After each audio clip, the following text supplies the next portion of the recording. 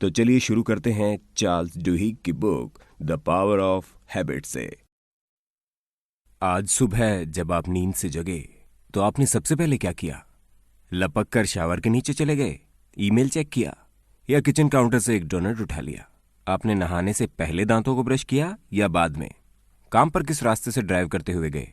जब आप घर लौटे तब क्या आपने स्नीकर्स पहना और दौड़ने निकल पड़े, या अपने लिए एक ड्रिंक्स गिलास में डाला और टीवी के सामने डिनर के लिए बैठ गए?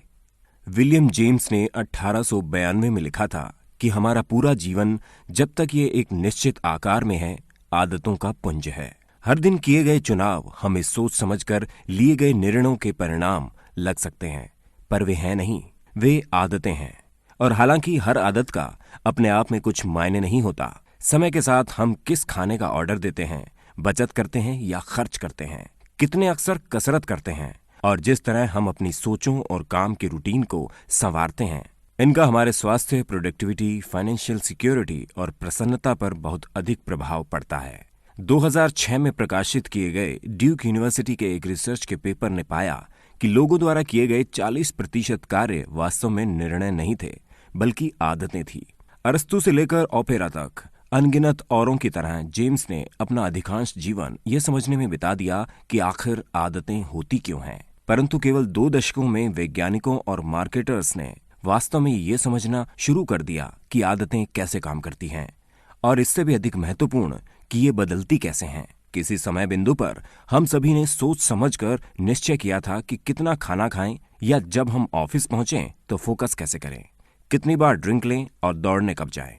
तब हमने चुनाव करना बंद कर दिया और व्यवहार सहज हो गया। यह हमारी न्यूरोलॉजी का स्वाभाविक परिणाम है, और इसे समझते हुए ये कैसे होता है, आप जिसे भी पसंद करते हैं इस पैटर्न को फिर से बना सकते हैं। आदत का फंदा। आदतें कैसे काम करती हैं? जिस बिल्डिंग में मैसाचुसेट्स इंस्टीट्यूट ऑफ टेक्नोलॉजी के ब्रेन और कॉग्निटिव साइंसेज का विभाग है, उसमें लेबोरेटरीज भी है जो यूं ही ताकने वालों को सर्जिकल थिएटर्स के गुड़ियाघर संस्करण दिखाई दे सकते हैं। उसमें रोबोटिक बाहों में लगी 1/4 इंच से भी छोटे छोटे स्कैपल्स, ड्रिल्स, नन्ही आरियां हैं। ऑपरेटिंग टेबल्स भी छोटे छोटे हैं, जैसे बच्चों की साइज के सर्जन के लिए बनाए गए हों। इन लेबोरेटरीज के अंदर बेहोश किए हुए चूहों की खोपड़ियां काटते हैं और उनके अंदर नन्हे सेंसर्स इम्प्लांट करते हैं, जो उनके दिमागों के अंदर छोटे से छोटे बदलावों को रिकॉर्ड करती है। ये लेबोरेटरीज आदत बनाने के विज्ञान में नीरव क्रांति का एपिसेंटर बन गई है, और उनमें किए जाने वाले प्रयोग इसकी व्याख्या करते हैं कि हम दैनिक जीवन के लिए आवश्यक आचरणों का विकास कैसे करते हैं। लेबोरेटरीज के चूहे हमारे दिमागों में चलने वाली उन जटिलताओं पर प्रकाश डालते हैं जब हम दांतों को ब्रश करना या ड्राइव या कार बैक करते हुए कार निकालने जैसा कोई साधारण काम करते हैं। खोपड़ी के केंद्र की ओर गोल्फ की गेंद की साइज का टिश्यू पिंड होता है, जिनके समान पिंड आप मछलियों, सरीसृपों या स्तनपायियों के सिरों में भी पा सकते हैं। यह अंडाकार कोशिका पुंज बेसल गैंग्लिया है, जिसे वैज्ञानिक वर्षों तक अच्छी तरह से समझ नहीं पाए थे, केवल उन संदेहों के सिवा कि पार्किंसंस जैसे रोगों में इसकी कोई भूमिका होती है। 1990 के दशक के शुरू में MIT के शोधकर्ताओं ने सोचना शुरू किया बेसल गैंग्लिया आदतों के लिए भी महत्वपूर्ण हो सकता है। उन्होंने लक्ष्य किया कि घायल बेसल गैंग्लिया वाले प्राणियों को भूल भुलैया से होकर दौड़ने तथा फूड कंटेनर्स को खोलना याद रखने में समस्याएं हो रही हैं। उन्होंने नई माइक्रो टेक्नोलॉजी का उपयोग करते हुए प्रयोग करने का निर्णय किया, जिनसे वो उन सूक्ष्म विवरणों का निरीक्षण कर सकते थे जो दर्जनों रूटीन कार्य करते हुए चूहों के दिमाग में चल रहे होते थे। और अंत में प्रत्येक प्राणी को एक टी आकार की भूल भुलैया में रखा गया, जिसके एक सिरे पर चॉकलेट रखी गई थी। भूल भुलैया का ढांचा इस तरह बनाया गया था जिससे चूहे का स्थान एक पार्टीशन के पीछे था, जो एक जोरदार क्लिक की आवाज किए जाने पर खुलता था। पहल जब वो क्लिक की आवाज सुनता और पार्टीशन को गायब होते देखता, तब ये साधारणतः केंद्रीय गलियारे में कोनों को सूंघता और दीवारों को नचोड़ता हुआ आगे पीछे घूमता फिरता था। लगता था कि उसे चॉकलेट की सुगंध मिल रही थी, पर वो ये नहीं समझ पा रहा था कि उसे ढूंढे कैसे। जब ये टी के शीर्ष पर पहुंचता तब ये चॉकलेट से दूर दाहिने मुड़ता, और तब कभी कभी बिना किसी प्रत्यक्ष कारण के रुककर बाईं ओर निकल जाता। अंत में अधिकांश प्राणियों को इनाम मिल जाता था, परंतु उनके भटकाव में कोई प्रत्यक्ष पैटर्न नहीं था। लगता था कि हर चूहा फुर्सत में बिना सोचे विचारे ही टहल रहा था। फिर भी चूहों के सिरों की जांच एक अलग कहानी कहती थी। जब प्रत्येक प्राणी भूल भुलैया से भटक रहा था, उसका दिमाग और विशेष रूप से उसका बेसल गैंग्लिया जल्दबाजी से काम कर रहा था। हर बार जब कोई चूहा हवा सूंघता या दीवार नचोड़ता, इसका दिमाग एक्टिविटी से विस्फोट करता, मानो वह प्रत्येक गंध, दृश्य और आवाज को एनालिसिस कर रहा हो। अपने पूरे भटकाव के दौरान चूहा सूचना प्रोसेसिंग कर रहा था। सैकड़ों बार एक ही रास्ते पर चलते हुए इसके दिमाग की एक्टिविटी कैसे बदलती थी, इसका निरीक्षण करते हुए वैज्ञानिकों ने इस प्रयोग को बार बार दोहराया। चूहों ने सूंघना और गलत मोड़ लेना बंद कर दिया। धीरे धीरे बदलावों की एक सीरीज उभर कर आई। इसके बदले वे भूल भुलैया से होकर तेजी से और भी तेजी से निकलने लगे और उनके दिमागों में कुछ अनएक्सपेक्टेड हो गया। जैसे जैसे हर चूहा भूल भुलैया से रास्ता ढूंढकर निकलना सीखता गया, उसकी मानसिक एक्टिविटी कम होती गई। जैसे जैसे रास्ता अधिक से अधिक सहज होता गया, हर चूहे ने कम और भी कम सोचना शुरू कर दिया। ऐसा लगता था जैसे पहले कई बार चूहे ने भूल भुलैया से रास्ते की तलाश की, तब इसके दिमाग को नई सूचना को समझने के लिए अपनी पूरी शक्ति लगाकर काम करना पड़ता। परंतु कुछ दिनों बाद, उसी एक रास्ते पर चलते रहने के बाद, चूहे को दीवार खसोटने या हवा सूंघने की अब और आवश्यकता नहीं रह गई और इसलिए खसोटने और सूंघने से संबंधित दिमागी एक्टिविटी समाप्त हो गई। इसे मुड़ने के लिए दिशा चुनने की दरकार नहीं रह गई, इसलिए दिमाग के निर्णय लेने वाले केंद्र शांत हो गए। चूहे ने भूल भुलैया से होकर दौड़कर निकल जाना इस हद तक अपना लिया था कि इसे सोचने की कोई आवश्यकता ही नहीं रह गई थी। परंतु दिमागी निरीक्षणों ने सूचित किया कि अपनाना बेसल गैंग्लिया पर निर्भर करता था। जैसे जैसे चूहा अपने दौड़ने की गति बढ़ाता गया, लगता था ये नन्हे न्यूरोलॉजिकल ढांचे हावी हो गए हैं और दिमाग कम से कम काम कर रहा है। पैटर्न से याद रखने, उन पर काम करने के केंद्र में बेसल गैंग्लिया था। दूसरे शब्दों में, जब बाकी दिमाग सोने चला जाता, तब बेसल गैंग्लिया आदतों को संग्रह करता। चंकिंग की सहज रूटीन, ये प्रोसेस जिसमें दिमाग एक्टिविटीज की किसी चेन को एक सहज रूटीन में बदल लेता है, चंकिंग के रूप में जाना जाता है। और इसकी जड़ें इसमें हैं कि आदतें कैसे बनती है। आचरण चंक्स, यदि सैकड़ों नहीं तो दर्जनों हैं, जिन पर हम रोज निर्भर करते हैं। इनमें कुछ सरल हैं। मुंह में लगाने के पहले आप ब्रश पर सहजता के साथ टूथपेस्ट डाल देते हैं। ऐसे ही कुछ जैसे कपड़े पहनना हुआ या बच्चों के लिए लंच बनाना अधिक जटिल है। वैज्ञानिक कहते हैं कि आदतें उभर आती हैं क्योंकि दिमाग प्रयास से बचने के लिए लगातार उपाय ढूंढता है। यदि इसे अपने आप पर छोड़ दिया जाए, तब दिमाग लगभग किसी भी रूटीन को आदत में ढालने की कोशिश करेगा, क्योंकि आदतें हमारे दिमाग को अधिक अक्सर भटकने की परमिशन देती है। प्रयास से बचने की प्रवृत्ति बहुत फायदेमंद है। एक एफिशिएंट दिमाग हमें टहलने तथा क्या खाएं इसे चुनने जैसे बेसिक आचरणों के बारे में लगातार सोचना बंद करने की परमिशन देता है, जिससे हम भालों, सिंचाई सिस्टम्स और अंत में हवाई जहाज या वीडियो गेम्स आविष्कार करने में मानसिक ऊर्जा समर्पित कर सकें। हमारे दिमागों में होने वाली ये प्रक्रिया एक 3 ठहरावों का फंदा है। पहला एक क्यू, एक ट्रिगर है जो आपके दिमाग को सहज मोड में जाने के लिए कहता है और ये कि किस आदत का उपयोग करें। तब ये रूटीन है जो एक शारीरिक, मानसिक या भावनात्मक हो सकती है। अंत में एक रिवॉर्ड है जो आपके दिमाग को यह समझने में सहायता करता है कि भविष्य में कौन सा फंदा याद रखे जाने लायक है। समय के साथ ये फंदा क्यू रूटीन रिवॉर्ड अधिक सहज हो जाता है। क्यू और रिवॉर्ड आपस में गुंथ जाते हैं जब तक प्रत्याशा और ललक का एक शक्तिशाली भाव उभर कर नहीं आता। अंत में एक आदत जन्म लेती है। आदतें कोई विधाता का विधान नहीं है। आदतों की अनदेखी की जा सकती है, बदला जा सकता है या पलटा जा सकता है, परंतु ये कारण जिसके लिए आदत के फंदे का आविष्कार इतना महत्वपूर्ण है, ये है कि एक बेसिक सच्चाई से पर्दा हटाती है। जब कोई आदत उभरती है, तब दिमाग निर्णय लेने में भाग लेना पूरी तरह से बंद कर देता है। ये उतना परिश्रम करना बंद कर देता है या अपने फोकस को दूसरे कार्यों पर मोड़ देता है। इसलिए जब तक आप जानबूझकर किसी आदत से लड़ाई नहीं करते, जब तक आप नई रूटीन्स नहीं ढूंढ लेते, ये पैटर्न्स सहजता के साथ खुलेगा। MIT के एक वैज्ञानिक एन ग्रेबियल के अनुसार, जो बेसल गैंग्लिया के कई प्रयोगों का निरीक्षण कर रही थी, आदतें वास्तव में कभी भी गायब नहीं होती, वे हमारे दिमागी ढांचे में एनकोडेड हो जाती हैं। समस्या यह है कि आपका दिमाग अच्छी और बुरी आदतों में अंतर नहीं बता सकता। इसलिए यदि आपकी आदत बुरी है, वो वहां सही क्यूज और रिवॉर्ड्स की प्रतीक्षा करता हुआ हमेशा घात लगाए रहता है। आदतों के फंदों के बिना दैनिक जीवन की जरा सी बात से घबराकर हमारे दिमाग बंद हो जाएंगे। ललकता दिमाग नई आदतें कैसे बनाए। 1900 के शतक के आरंभ में एक दिन क्लाउड सी हॉपकिंस नामक एक प्रख्यात अमेरिकन एग्जीक्यूटिव के पास कोई पुराना मित्र एक बिजनेस आइडिया लेकर आया। उस मित्र ने बताया कि उसने एक अद्भुत प्रोडक्ट का आविष्कार किया था और पूरी तरह से आश्वस्त था कि वो बहुत चलेगा। ये एक मिंटी झागदार मिश्रण एक टूथपेस्ट था जिसका नाम उसने पेप्सोडेंट रखा था। उसने कहा कि ये उद्यम बहुत बड़ा होने वाला था केवल यदि हॉपकिंस एक राष्ट्रीय प्रचार प्रसार कैंपेन डिजाइन करने में सहायता करने के लिए राजी हो जाए। उस समय हॉपकिंस एक तेजी से विकसित होते उद्योग का कर्णधार था जिसका केवल कुछ दशक पहले कोई अस्तित्व ही नहीं था। विज्ञापन।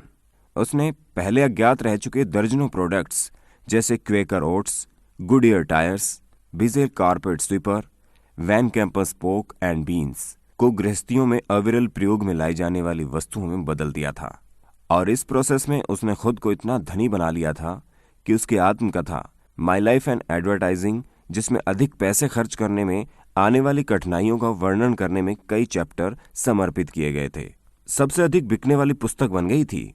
हॉपकिंस के नियम हॉपकिंस के द्वारा स्वयं निकाले गए उन नियमों की सीरीज के लिए प्रसिद्ध है जो ये समझते हैं कि ग्राहकों में नई आदतें कैसी डाली जाए।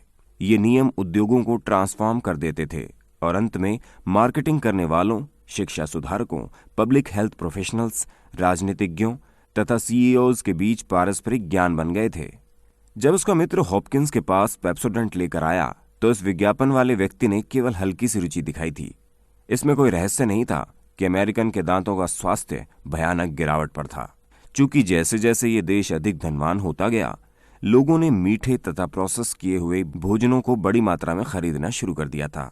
जब सरकार ने प्रथम विश्व युद्ध के लिए लोगों की सेना में भर्ती शुरू की तब इतने रंगरूटों के दांत सड़े हुए थे कि अधिकारियों ने कहा दांतों की खराब हाइजीन सुरक्षा पर खतरा थी।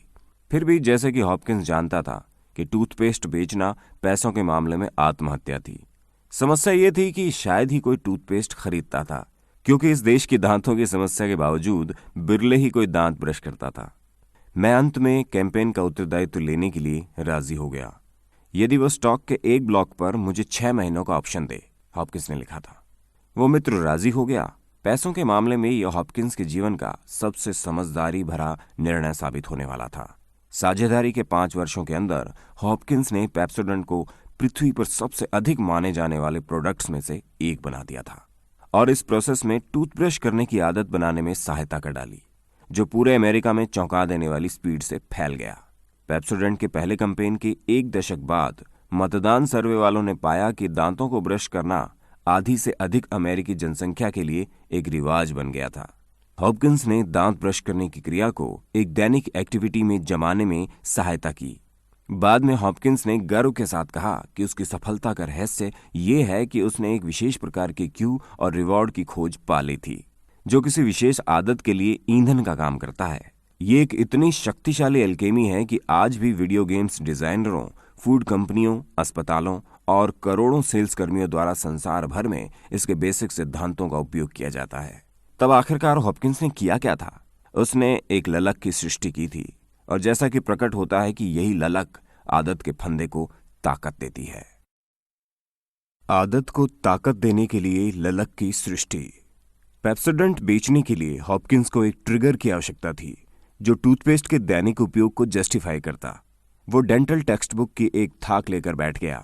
उसके बाद में लिखा था कि इसे पढ़ना मुझे नीरस लगा, परंतु किसी पुस्तक में मुझे दांतों पर म्यूसिनप्लेक्स का रेफरेंस मिला जिसे मैंने बाद में द फिल्म नाम दिया। इसने मुझे एक आकर्षक आइडिया दिया। मैंने निश्चय किया कि उस धूमिल फिल्म से निपटने के लिए इस टूथपेस्ट का विज्ञापन सुंदर बनाने वाले के रूप में किया जाए। दांत की फिल्म पर फोकस केंद्रित करते हुए हॉपकिंस इस तथ्य की अनदेखी कर रहा था कि वही फिल्म लोगों के दांतों को ढके रखती है और वो लोगों को परेशान करती नहीं लगती। टूथपेस्ट फिल्म को हटाने में सहायता करने के लिए कुछ भी नहीं करता था। वास्तव में उस समय के एक चोटी के डेंटल रिसर्चर ने कहा था कि सभी टूथपेस्ट, विशेष रूप से पेप्सोडेंट, बेकार है। पर इस बात ने हॉपकिंस को अपनी खोज से लाभ उठाने से नहीं रोका।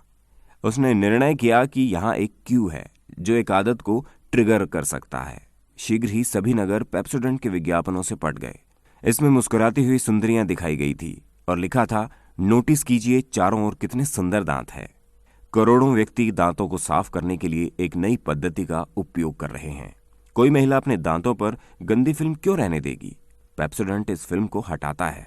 इन अपीलों की झलक ये थी कि वे क्यों दांत के फिल्म पर निर्भर करते थे, जो सबके लिए था और जिनकी अनदेखी करना असंभव था।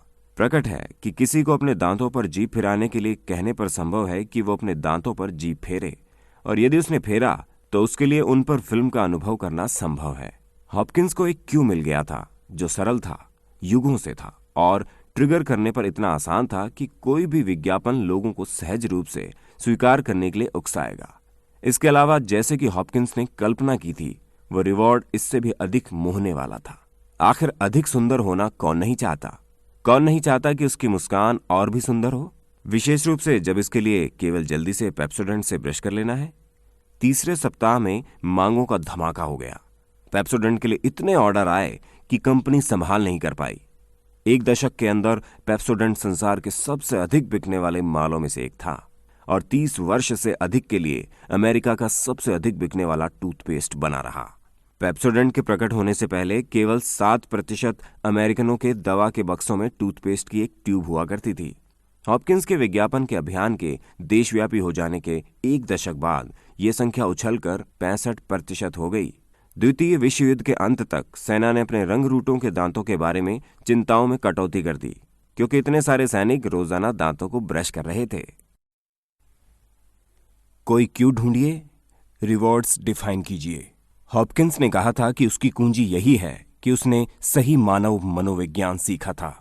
वो मनोविज्ञान 2 बेसिक नियमों पर खड़ा था।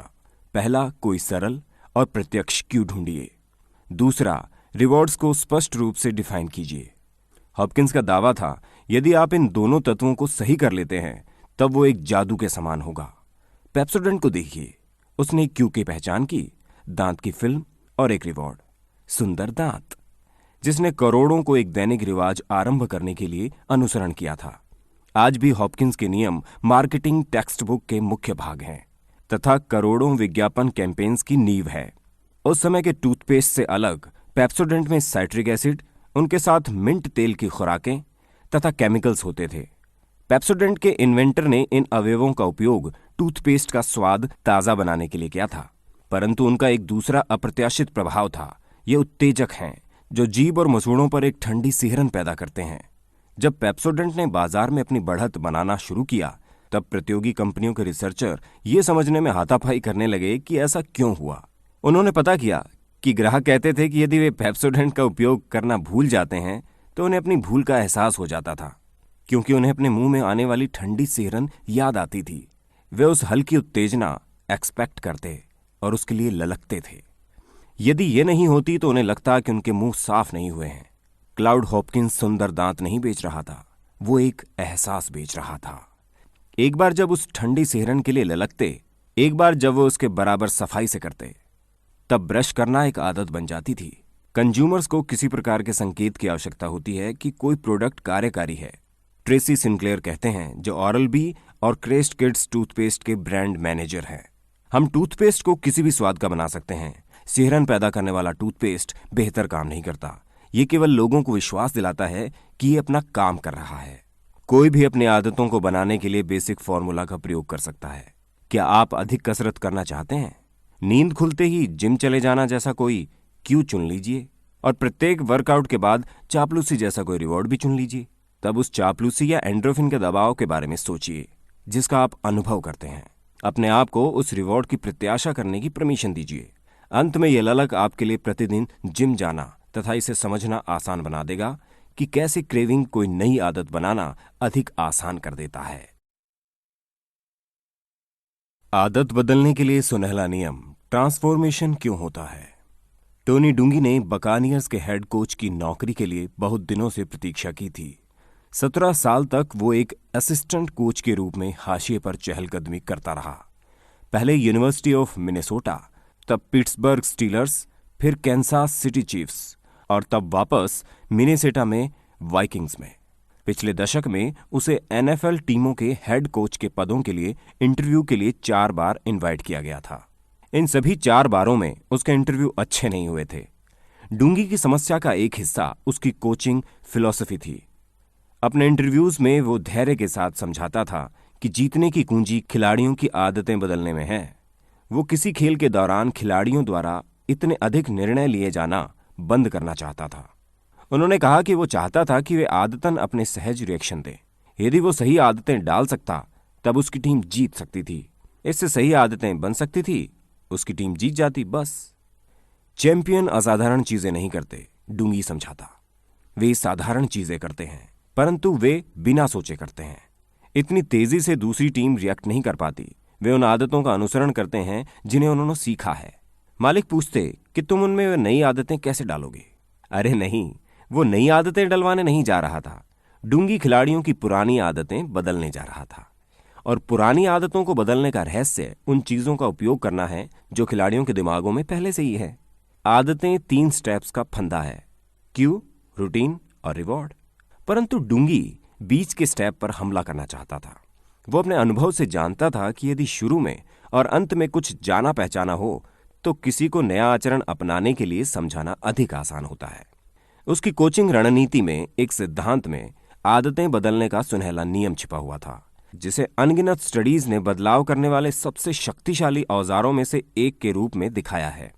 डूंगी ये मानता था कि वो वास्तव में खराब आदतों को कभी भी समाप्त नहीं कर सकते, बल्कि किसी भी आदत को बदलने के लिए आपको पुराना क्यू रखना चाहिए और पुराने रिवॉर्ड की डिलीवरी करनी चाहिए, परंतु एक नया रूटीन डालना चाहिए। यही नियम है। यदि आप किसी क्यू का उपयोग करते हैं और वही रिवॉर्ड देते हैं, तब रूटीन में खिसकाव करते हुए आदत बदल सकते हैं। यदि वही पुराने क्यू और रिवॉर्ड बने रहें, तब लगभग किसी भी आचरण को ट्रांसफॉर्म किया जा सकता है। 4 बार डूंगी ने टीम मालिकों को अपनी आदत निर्धारित फिलॉसफी समझाई। चारों बार उन्होंने पोलाइटली सुना, उसे समय देने के लिए धन्यवाद दिया और किसी दूसरे को नौकरी पर रख लिया। तब 1996 में उसे दुखी बकानियर्स ने बुला भेजा। डूंगी हवाई जहाज से टाम्पा बे गया और एक बार फिर उन्हें अपनी योजनाओं का खुलासा किया कि वे कैसे जीत हासिल कर सकते थे। अंतिम इंटरव्यू के अगले दिन उन्हें नौकरी दे दी गई। डूंगी की प्रणाली ने बक्स को अंत में लीग की सबसे अधिक जीतने वाली टीम में बदल डाला। वो एनएफएल के इतिहास में लगातार 10 वर्षों में प्लेऑफ्स में पहुंचने वाला अकेला कोच, सुपर बोल जीतने वाला अकेला अफ्रीकी अमेरिकन और प्रोफेशनल एथलेटिक्स में सबसे रेस्पेक्टेड लोगों में से एक बन गया। उसकी कोचिंग तकनीकें पूरे लीग में और सभी खेलों में फैल गई। उसका दृष्टिकोण किसी के भी जीवन में आदतों के पुनर्निर्माण के उपायों पर प्रकाश डालने में सहायता करेगा। दुर्भाग्यवश प्रत्येक व्यक्ति के लिए निर्धारित स्टेप्स के सेट के कार्यकारी होने की गारंटी नहीं है। हम जानते हैं कि किसी भी आदत को जड़ से नहीं उखाड़ा जा सकता, इसके बदले इसे बदल डालो। और हम जानते हैं कि जब आदत बदलने के सुनहले नियम का प्रयोग किया जाता है, तब आदतें अत्यंत लचीली हो जाती हैं। यदि हम वही क्यू और वही रिवॉर्ड बनाए रखें, तब एक नया रूटीन डाला जा सकता है, परंतु ये काफी नहीं है। किसी आदत को बदले रखने के लिए लोगों में विश्वास होना आवश्यक है कि बदलाव संभव है, और अधिक अक्सर ये विश्वास किसी ग्रुप की सहायता से उपजता है। यदि आप सिगरेट पीना छोड़ना चाहते हैं, तब आप एक अलग रूटीन सोच निकालिए जो सिगरेटों से भरे जाने वाले क्रेविंग्स को संतुष्ट करेगा। तब सिगरेट छोड़ने वालों से बना हुआ एक सपोर्ट ग्रुप या कोई समुदाय ढूंढ निकालिए जो विश्वास करने में आपकी सहायता करे कि आप निकोटीन से दूर रह सकते हैं। और जब आप लड़खड़ा रहे हों, तब उस ग्रुप का उपयोग कीजिए। यदि आप वजन कम करना चाहते हैं, तब यह निर्धारित करने के लिए आप अपनी आदतों की स्टडी कीजिए। आप हर दिन वास्तव में स्नैक्स लेने के लिए अपनी मेज क्यों छोड़ते हैं और किसी को साथ टहलने के लिए लेते हैं? कैफेटेरिया के बदले अपनी मेज पर गॉसिप करने के लिए? कोई ग्रुप जो साथ मिलकर वजन कम करने के लक्ष्यों को साथ मिलकर पता लगाता है, या किसी ऐसे व्यक्ति को पा जाते हैं जो पास में चिप्स के बदले सेवों का स्टॉक रखता है। सबूत साफ है, यदि आप कोई आदत बदलना चाहते हैं, तब आपको एक अल्टरनेटिव रूटीन ढूंढ निकालना चाहिए, और आपकी सफलता के संयोग नाटकीय रूप से बढ़ जाते हैं यदि आप ग्रुप के अंश के रूप में बदलने के लिए कमिटेड होते हैं। विश्वास बहुत जरूरी है, और यह सामुदायिक अनुभव से पैदा होता है, हालांकि यह समुदाय केवल 2 व्यक्तियों से बना है। मुख्य आदतें। किन आदतों का महत्व सबसे अधिक है? 1987 के अक्टूबर में एक तूफानी दिन, वॉल स्ट्रीट के मशहूर निवेशकों और स्टॉक एनालिस्टों का एक जत्था मैनहट्टन के एक आलीशान होटल के बॉलरूम में इकट्ठा हुआ। वे एल्कोआ के नाम से विख्यात एल्यूमिनियम कंपनी ऑफ अमेरिका के सीईओ से मिलने वहां आए थे। ये एक कॉरपोरेशन है जिसमें लगभग आधी सदी से हर्शी किसेस लपेटने वाले फॉयल, कोका कोला के कैंस के धातु से लेकर सैटेलाइट्स जोड़कर रखने वाले बोल्ट्स तक सभी चीजें बनाई थी। एल्कोआ के मैनेजमेंट ने मूर्खतापूर्वक नए उत्पादों की लाइन में विस्तार करने की कोशिश में कई गलत कदम ले लिए थे। जब प्रतियोगियों ने उनके ग्राहक और मुनाफे हथिया लिए थे, तब एल्कोआ के बोर्ड ने घोषणा की कि एक नए नेतृत्व का समय आ गया है। तब चेहरों पर राहत साफ दिखाई देने लगी, परंतु ये राहत बेचैनी में बदल गई जब बोर्ड ने अपने चुनाव की घोषणा की। नया सीईओ पॉल ऑनेल, ये पहले एक सरकारी नौकरशाह हुआ करता था। वॉल स्ट्रीट में कईयों ने उसके बारे में कभी नहीं सुना था। जब एल्कोआ की इस स्वागत सभा में बड़े निवेशकों ने निमंत्रित किए जाने की मांग की, यदि आप समझना चाहते हैं कि एल्कोआ कैसे कर रहा है, तब आपको हमारे कारखाने में सुरक्षा आंकड़ों पर देखना पड़ेगा। यदि हम अपनी जख्म दरों को कम करते हैं, तो ये चीयर लीडिंग या उन बकवासों के कारण नहीं होगा जो हम दूसरे सीईओ से कभी कभी सुनते हैं। ऑनिल ने कहा, यह इसलिए होगा कि इस कंपनी के व्यक्तियों ने किसी महत्वपूर्ण चीज का अंश बनने के लिए राजी हुए हैं। उन्होंने एक्सीलेंस की आदत डालने में अपने आप को झोंक दिया है। सुरक्षा इसका इंडिकेटर होगी कि हमने अपने पूरे इंस्टीट्यूशन में आदतों को बदलने में प्रगति कर रहे हैं। इसी तरह हमें आका जाना चाहिए। प्रेजेंटेशन के समाप्त होते ही उस कमरे में निवेशकों के बीच निकलने के लिए एक भगदड़ सी मच गई। एक दौड़ता हुआ लॉबी में गया और पे फोन ढूंढकर 20 सबसे बड़े ग्राहकों को फोन किया। मैंने कहा, बोर्ड ने एक पागल हिप्पी को चार्ज सौंप कर रख दिया है, वो कंपनी को मार डालेगा। निवेशक ने कहा, इससे पहले कि रूम का हर व्यक्ति अपने ग्राहकों को कॉल करना शुरू करे और उनसे यही चीज कहे, मैंने उन्हें अपने स्टॉक तुरंत बेच डालने का आदेश दे दिया है। यह असल में सबसे बुरी सलाह थी जिसे मैंने अपने करियर में दिया है। ऑनिल के भाषण के 1 वर्ष के अंदर एल्कोआ के मुनाफे रिकॉर्ड पार करने लगे। जब ऑनिल 2000 में रिटायर हुआ, तब कंपनी की वार्षिक आय उस आय की 5 गुना हो गई थी जो उसके आने से पहले थी, और इसका मार्केट कैपिटलाइजेशन $27 बिलियन से भी बढ़ गया था। जिस दिन ऑनिल को नौकरी दी गई थी, यदि उस दिन किसी ने एल्कोआ में $1 मिलियन का निवेश किया होता, तो जब तक कंपनी उसके नेतृत्व में थी, उस व्यक्ति ने डिविडेंड्स में दूसरा मिलियन कमा लिया होता और उसके कंपनी छोड़ने तक स्टॉक का मूल्य 5 गुना हो गया होता। ऑनिल ने कैसे सबसे बड़ी, भारी उबाऊ और संभावित रूप से सबसे खतरनाक कंपनियों में से एक के मुनाफे की मशीन तथा सुरक्षा के गढ़ में बदल दिया था? एक आदत पर हमला करते हुए और संगठन में बदलावों के बुलबुले निकालते हुए देखता रहा। मुख्य आदतें। ऑनिल का मानना था कि कुछ आदतों में संगठन में आगे बढ़ते हुए अन्य आदतों को बदलते हुए चेन रिएक्शन शुरू करने की क्षमता होती है। दूसरे शब्दों में, कुछ आदतें व्यापार और जीवन को फिर से बनाने में दूसरी आदतों से अधिक महत्व रखती हैं। ये मुख्य आदतें हैं और वे लोग कैसे काम करते हैं, खेलते हैं, जीते हैं, खर्च करते हैं और संवाद करते हैं, इन सबको प्रभावित करती है। मुख्य आदतें एक प्रोसेस शुरू करती है जो समय के साथ सभी चीजों को ट्रांसफॉर्म कर देती है। मुख्य आदतें कहती हैं कि सफलता प्रत्येक चीज सही किए जाने पर निर्भर नहीं करती, परंतु इसके बदले कुछ मुख्य प्रायोरिटीज की पहचान करने और उन शक्तिशाली लीवरों को डिजाइन करने पर निर्भर करती हैं। अधिक महत्वपूर्ण आदतें वे आदतें हैं जब वे दूसरे पैटर्न्स को बदलती हैं, हटाती हैं और फिर से बनाती हैं। रिसर्चर्स ने लगभग प्रत्येक संगठन या कंपनी में स्थानीय आदतें पाई हैं जिनका उन्होंने निरीक्षण किया है। व्यक्तियों के पास आदतें होती हैं, समूहों के पास रूटीन होते हैं। जॉफ्री हॉजगन्स ने लिखा, जिसने अपना पूरा करियर संगठनात्मक पैटर्न्स का निरीक्षण करने में बिताया था। ऑनिल को इस तरह की आदतें खतरनाक लगती थी। हम बेसिक रूप से निर्णय करने को एक ऐसे प्रोसेस को सौंप देते करते थे जो वास्तव में बिना सोचे हो जाती थी। उस समय एल्कोआ संघर्ष कर रहा था। आलोचक कहते हैं कि कंपनी के कर्मी काफी कुशल नहीं थे और इसके प्रोडक्ट्स की क्वालिटी खराब थी, परंतु ऑनिल ने अपनी सबसे बड़ी प्रायोरिटीज के रूप में अपनी सूची में सबसे ऊपर क्वालिटी या कार्यकुशलता नहीं लिखा था। एल्कोआ जितनी बड़ी और पुरानी कंपनी में आप कोई स्विच पलटते हुए प्रत्येक कर्मी से कठोर परिश्रम और अधिक प्रोडक्शन एक्सपेक्ट नहीं कर सकते। भूतपूर्व सीईओ ने सुधार मैंडेट करने की कोशिश की थी और 15,000 कर्मचारी हड़ताल पर चले गए थे। ये इतना खराब हो गया था कि वे डमियों को पार्किंग लॉट्स में ले जाते, उन्हें मैनेजरों के समान कपड़े पहनाते और उनके पुतले जला देते। एल्कोआ कोई खुशहाल परिवार नहीं था। उस समय काम करने वाले एक व्यक्ति ने कहा, यह अधिकतर उस मेंसन्स परिवार की तरह था, परंतु इसके साथ पिघला हुआ धातु जुड़ा हुआ था। ऑनिल ने सोचा कि उसकी टॉप प्रायोरिटी कुछ ऐसी होनी चाहिए कि प्रत्येक व्यक्ति, यूनियन और एग्जीक्यूटिव्स सहमत हों कि यह महत्वपूर्ण थी। उसे एक फोकस की आवश्यकता थी जो लोगों को साथ ला सके, जो लोग कैसे काम करते और संवाद करते थे, इन्हें बदलने के लिए उसे एक लिवरेज दे। लिवरेज के लिए फोकस चुनना। मैं बुनियादी चीजों पर गया, ओनेल ने कहा। हर व्यक्ति इसके योग्य है कि वो काम उतना ही सुरक्षित रूप से छोड़े जितना वो आया था, ठीक है? आपको भयभीत नहीं होना चाहिए। अपने परिवार को खिलाना आपको मार डालेगा। यही वो चीज थी जिस पर मैंने फोकस करने का निर्णय लिया। प्रत्येक व्यक्ति की सुरक्षा आदत को बदल डालना। अपनी सूची के शीर्ष पर ओनेल ने लिखा, सुरक्षा तथा एक दुस्साहसी टारगेट रखा, 0 जख्म। 0 फैक्ट्री नहीं, 0 जख्म, बस यही उसकी कमिटमेंट रहेगी। चाहे इस पर जितना भी खर्च हो, कोई बात नहीं।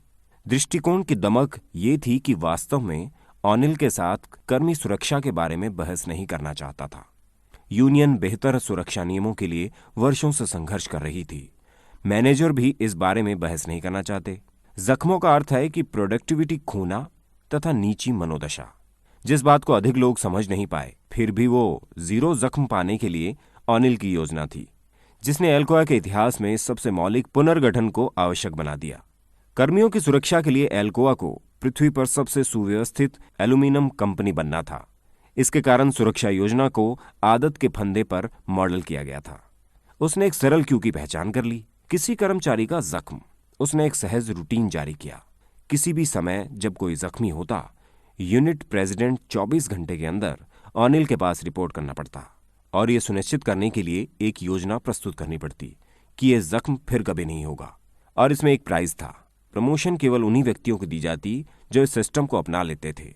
जैसे ही एल्कोआ के सुरक्षा पैटर्न बदले, कंपनी के अन्य पहलू तथा वे नियम भी जिनका विरोध करते हुए यूनियनों ने दशकों बिताए थे, जिन्हें अचानक अपना लिया गया। क्योंकि मेरे माप हर एक व्यक्ति को यह समझने में सहायता करते थे कि मैन्युफैक्चरिंग सिस्टम प्रणाली का कौन सा भाग काम नहीं कर रहा था और सुरक्षा संकट पैदा कर रहा था। वे नीतियां जिनका मैनेजरों ने चिरकाल से विरोध किया था। जैसे जब गति अत्यधिक बढ़ जाए, तब कर्मियों को प्रोडक्शन बंद करने के लिए ऑटोनॉमी दिया जाना अब उनका स्वागत किया जाने लगा, क्योंकि इससे पहले कि वे हो जाएं, जख्मों को रोकने के लिए यही सबसे बढ़िया उपाय था। ओनेल ने कभी ये वादा नहीं किया था कि कर्मियों की सुरक्षा पर उसका फोकस एल्कोआ के मुनाफे बढ़ाएगा। फिर भी जैसे जैसे संगठन में नई रूटीन्स चलने लगे, वह कम हो गए, क्वालिटी ऊंची हो गई और प्रोडक्शन आकाश छूने लगा। यदि पिघलते धातु का छलकना कर्मियों को चोटिल करता था, तब उसे ढालने के सिस्टम को रीडिजाइन किया जाता, जिससे जख्म कम होने लगे। इससे पैसा भी बचा, क्योंकि छलकाव में एल्कोआ के कच्चे माल का कम नुकसान हुआ। यदि कोई मशीन हमेशा खराब होती रहती थी, तो उसे बदल दिया गया, जिसका अर्थ है कि कर्मचारियों के हाथों पर पुर्जों के टूट कर गिरने और जख्मी होने का खतरा कम हो गया। इसका अर्थ यह हुआ कि प्रोडक्ट्स की क्वालिटी बढ़ गई। जैसे कि एल्कोआ को पता चला, उपकरणों का ठीक से काम नहीं करना घटिया एल्यूमीनियम का मुख्य कारण था। शुरुआती बदलाव चैन रिएक्शन शुरू करते हैं। रिसर्चर्स को दर्जनों अन्य व्यवस्थाओं में भी इसी तरह की डायनेमिक्स का पता लगा है, जिसमें व्यक्तिगत जीवन भी सम्मिलित है। स्टडीज ने दर्ज किया है कि जिन परिवारों में आदतन डिनर एक साथ बैठकर किया जाता है, उनमें जो बच्चे पलते हैं, लगता है उनका होमवर्क कौशल अधिक होता है, उनके ग्रेड अच्छे होते हैं, उनमें भावनात्मक नियंत्रण अधिक होता है और आत्मविश्वास भी अधिक होता है। हर सुबह अपना बिस्तर सहेजना बेहतर प्रोडक्टिविटी, वेल बीइंग की बेहतर भावना तथा बजट में लगे रहने की बेहतर कुशलताओं के साथ संबंधित है। ऐसा नहीं है कि पारिवारिक भोजन और स्वच्छ बिस्तर बेहतर ग्रेड्स तथा कम फिजूल खर्ची का कारण है, परंतु किसी न किसी तरह ये शुरुआती बदलाव चैन रिएक्शन की शुरुआत कर देते हैं, जो दूसरी अच्छी आदतों की जड़ जमाने में सहायता करती है। यदि आप मुख्य आदतों को बदलने या आदतें पैदा करने पर फोकस करते हैं, तब आप व्यापक बदलाव ला सकते हैं। वे नए ढांचे बनाते हुए दूसरी आदतों को फलने फूलने में सहायता करती और वे उन संस्कृतियों को स्थापित करती जहां बदलाव संक्रामक हो जाता है। स्वतंत्र इच्छा की न्यूरोलॉजी। क्या हम अपनी आदतों के लिए उत्तरदायी हैं? आदतें उतनी सरल नहीं होती जितनी वे दिखती हैं। आदतें यदि हमारे दिमागों में जड़ें जमा भी लें, फिर भी वे विधाता का विधान नहीं है। यदि एक बार हम जान जाएं कि कैसे चुनें, तब हम अपनी आदतें चुन भी सकते हैं। हम आदतों के बारे में जो भी जानते हैं, भूलने वाले रोगियों का अध्ययन करने वाले न्यूरोलॉजिस्ट से लेकर कंपनियों को फिर से बनाने वाले संगठन विशेषज्ञ तक, वो यही है कि यदि आप जान जाए कि ये कैसे कार्य करती हैं, तब उनमें से किसी को भी बदला जा सकता है। सैकड़ों आदतें हमारे दिनों को प्रभावित करती हैं। हम सुबह कपड़े कैसे पहनते हैं, अपने बच्चों से बातें करते हैं और फिर रात को सोते हैं, इनमें हमारा मार्गदर्शन करती हैं। वे इसे भी प्रभावित करती हैं कि हम लंच में क्या खाते हैं, व्यापार कैसे करते हैं और काम के बाद हम कसरत करते हैं या बियर पीते हैं।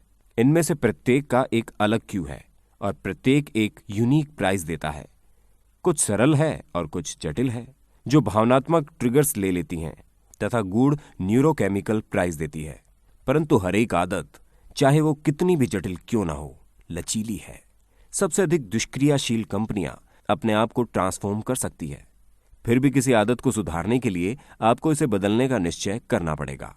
आपको जानबूझकर क्यूज और रिवॉर्ड्स पहचानने का कठिन कार्य स्वीकार करना पड़ेगा, जो आदतों की रूटीन को चालित करती है, तथा अल्टरनेटिव्स ढूंढने पड़ेंगे। आपको जानना चाहिए कि आप में नियंत्रण है और इसका उपयोग करने के लिए आपको पूरी तरह से आत्म सचेतन होना पड़ेगा। एक बार जब आप समझ लेते हैं तो आदतें बदल सकती हैं, तो उन्हें फिर से बनाने के लिए आपको स्वतंत्रता है और उत्तरदायित्व है। एक बार आप समझ लें कि आदतों को फिर से बनाया जा सकता है, तब आदतों की शक्ति को समझना अधिक आसान हो जाता है। यदि आपको विश्वास है कि आप बदल सकते हैं, यदि आप इसे आदत बना सकते हैं, तब बदलाव वास्तविकता बन जाता है। यह आदत की वास्तविक शक्ति है, एक अंतर्दृष्टि कि आपकी आदतें वो चीज हैं जिन्हें आप चुन सकते हैं। एक बार जब ये चुनाव हो जाता है और सहज बन जाता है, ये केवल यथार्थ ही नहीं बल्कि ये लाजमी लगने लगता है। गीगल ग्रेट आइडियाज ग्रेट लाइफ को सुनने के लिए आपका बहुत बहुत धन्यवाद। जल्दी ही आपसे दोबारा मिलेंगे। जय हिंद।